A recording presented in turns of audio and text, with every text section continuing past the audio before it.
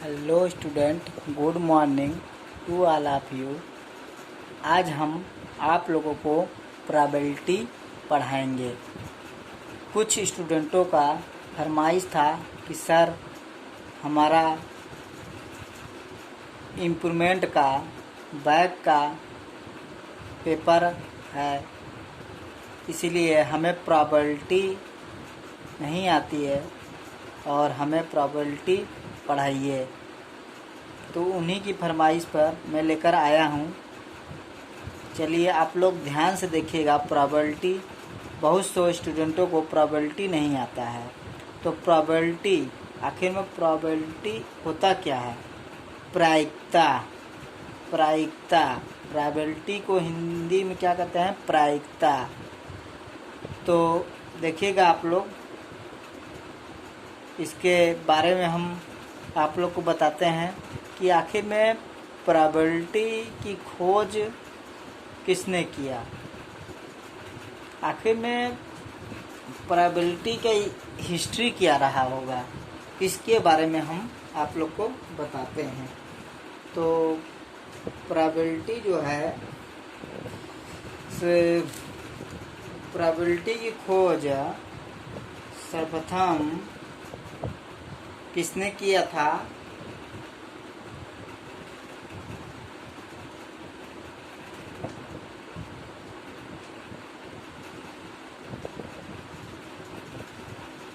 Pierre semen Laplace. Pierre probability की खोज किसने सर्वप्रथम किया था? पियरे सीमन लैप्लेस ने। कब किया था? 16वीं सेंचुरी में। कब किया था? पियरे सीमन लैप्लेस ने किया था। प्रोबेबिलिटी की खोज किसने किया था? पियरे सीमन लैप्लेस ने। कौन से सन में? 16वीं सेंचुरी में। 16वीं सेंचुरी में।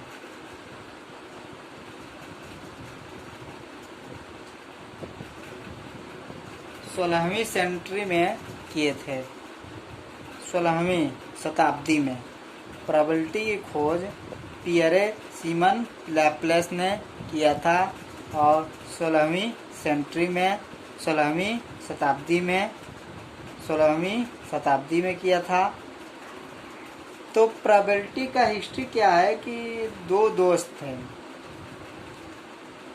वो दोनों दोस्त एक जुआ खाना में बैठे हुए थे और दोनों दोस्त डाइस माने पासा खेल रहे थे। जब पासा खेल रहे थे तो दोनों दोस्त में से उन दोनों मैथमेटिशियन थे। कोई मैथमेटिशियन था, कोई फिजिक्सियन था। तो दोनों के दिमाग में आया कि आखिर में हम ये डाइस खेल रहे हैं, तो इससे उनके दोनों लोग के दिमाग में आया कि यार ये तो प्रायिकता माने संभावना। जैसे कोई भी डाइस माने पासा फेंकते हैं, तो पासा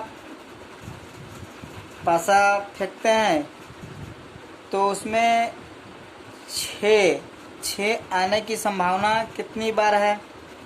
यदि 6 बार हम फेंकेंगे, 6 बार फेंकते हैं तो हो सकता है 2 बार भी आने की संभावना हो। 6 आने की संभावना मान लीजिए 2 बार है। मान लीजिए पासा में कितने होते हैं? 1 2 3 4 5 6, ये 6 होते हैं। तो 6 आने की संभावना मान लीजिए 2 बार है। 6 आने की संभावना तो 2 बार है। तो हमारा प्रायिकता क्या हो जाएगा? 2/6। मान लीजिए 4 आने की संभावना मतलब प्रोबेबिलिटी के 4 आने की संभावना कितने, मान लीजिए 4 आने की संभावना जो है ये 1 बार है, तो 1/6 हो जाएगा। मान लीजिए 5 जो है ये 3 बार आ रहा है, तो 3/6 हो जाएगा। मान लीजिए 3 आने की संभावना 2 बार है, तो क्या हो जाएगा 2/3। मान लीजिए 2 आने की संभावना 2 बार है, तो 2/3। मान लीजिए 1 आने की संभावना 3 बार है, तो क्या हो जाएगा 3/6। तो ये हो गया प्रोबेबिलिटी, यही हो गया यही क्या हो गया आपका प्रायिकता। तो यही होता है। मान लीजिए हम एग्जाम्पल, पहले तो हम डाइस लेकर चले हैं, आप लोग इसको समझिएगा, इसका न्यूमेरिकल हम कराएंगे, पहले इसको समझिए आखिर में क्या चीज़ है प्रोबेबिलिटी आखिर में। तो फिर हम क्वाइंस को लेकर चलते हैं। क्वाइंस को मान लीजिए क्वाइंस, तो क्वाइंस में या तो हेड रहेगा या तो टेल। या तो हेड आएगा, तो जब क्वाइंस को हम टास करते हैं, टास क्वाइंस को ऊपर की ओर टास करते हैं, तो जब टास करेंगे या तो हेड आएगा या तो टेल आएगा। तो हेड आएगा या तो टेल आएगा, क्वाइंस तो एक ही है, क्वाइंस तो एक ही है, एक क्वाइंस है, क्वाइंस तो एक ही है, या तो हेड आएगा या तो टेल आएगा, या तो हेड आएगा या तो टेल आएगा। तो हेड आने की संभावना कितना है 1/2, टेल आने की संभावना कितना है 1/2। तो हेड आने की प्रोबेबिलिटी क्या हो जाएगी, हेड आने की प्रोबेबिलिटी क्या हो जाएगी 1/2, टेल आने की प्रोबेबिलिटी क्या हो जाएगी 1/2। ये हो गया। तो आप लोग इतना आप लोग को समझ आया होगा तो ठीक है, नहीं समझ आया होगा तो ये तो केवल एक बेसिक है, ये इंट्रोडक्शन बस बता रहे हैं आखिर में होता क्या है प्रोबेबिलिटी। तो आगे की ओर चलते हैं, हम समझते हैं प्रोबेबिलिटी आखिर में इसका यूजेस कहाँ करते हैं, प्रोबेबिलिटी का यूजेस क्या करते हैं, आखिर में हम प्रोबेबिलिटी क्यों पढ़ रहे हैं, क्यों पढ़ रहे हैं। ये तो यार मैथ का सब्जेक्ट है, मैथ पढ़ते हैं क्यों पढ़ते हैं मैथ। लोग के दिमाग में बहुत से सवाल आते हैं कि मैथ क्यों पढ़ते हैं, आखिर में ये सब यूज क्या। तो मैथ का जो यूज है एप्लीकेशन में करते हैं। जैसे मैथ का एप्लीकेशन हम यदि देखेंगे तो जैसे कंप्यूटर, आज हम टेक्नोलॉजी की दुनिया में चल रहे हैं, तो टेक्नोलॉजी की दुनिया में हम मैथ बिना कुछ नहीं हो सकता।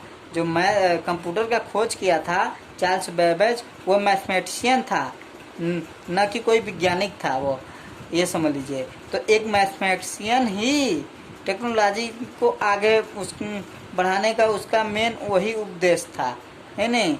तो यदि चार्ल्स बेबेज ने कंप्यूटर की खोज नहीं किए होते तो आज हम कंप्यूटर टेक्नोलॉजी जो इस दुनिया में चल रहे हैं ये न होता। तो ये समझ लीजिए मैथ का एप्लीकेशन हम ज़रूरी है पढ़ना। आखिर में हम मैथ पढ़ रहे हैं तो मैथ का एप्लीकेशन नहीं पढ़ेंगे तो उसका कोई मतलब नहीं है। तो देखते हैं ये प्रोबेबिलिटी जो है, प्रोबेबिलिटी का हम एप्लीकेशन क्या करते हैं, मतलब इसका यूजेज कहाँ करते हैं। तो प्रोबेबिलिटी का हम यूजेज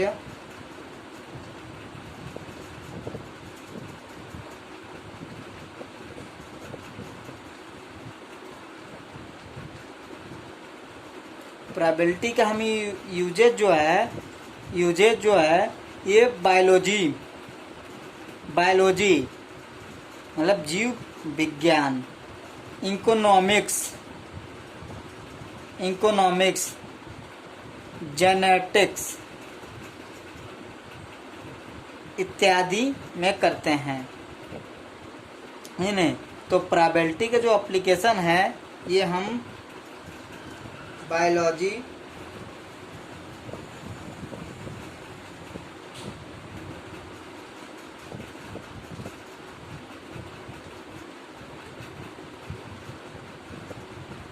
इकोनॉमिक्स,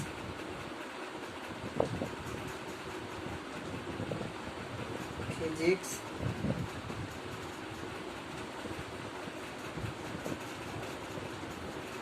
प्रोबेबिलिटी का हम usages biology, economics, physics, sociology, genetics